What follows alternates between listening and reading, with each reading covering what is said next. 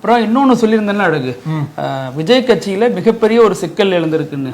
அதாவது ஒரு குறிப்பிட்ட மாவட்டத்தில் இருக்கக்கூடிய நிர்வாகிகள் மொத்தமா கூண்டோட விளையிருக்காங்க.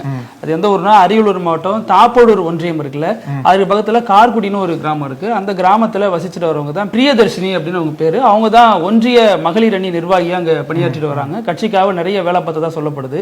அவங்க விக்கிரவாண்டி மாநாட்டுக்கு பெரிய அளவுல அவங்க சார்பா கூட்டத்தை எல்லாம் அழைச்சிட்டு வந்திருக்காங்க. இந்த நேரத்துல தான் அந்த மாவட்ட செயலாளர் கூப்பிட்டு அந்த சம்பந்தப்பட்ட கார்குடிங்கிற கிராமத்துல கொடியேற்றி வச்சிருக்காங்க.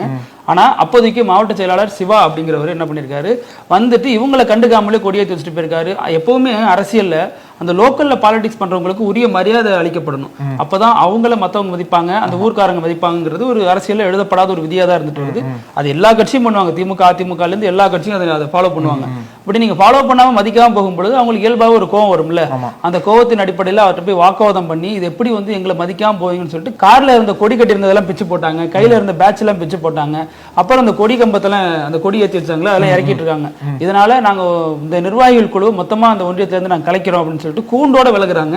இது கட்சி ஆரம்பிச்சு ஒரு சில மாதங்கள் கூட கடக்காத நிலையில பெரிய ஒரு பேசு பொருளை விவாதத்தையும் கிளப்பி இருக்கு. ஆனா இதுல ஒரு ட்விஸ்ட் என்னன்னா, இந்த கொடி 2 நாளைக்கு முன்னாடி கட்டினப்பயே கூடிய தலைகளா கட்டி பறக்க விட்டுருக்காங்க. அது அப்பவே பேசு பொருள் ஆனிச்சு. இப்ப மறுபடியும் இப்படியும் பண்றாங்கன்னு சொல்லிட்டு இதையும் பெரிய அளவுல பேசிட்டு வர்றாங்க.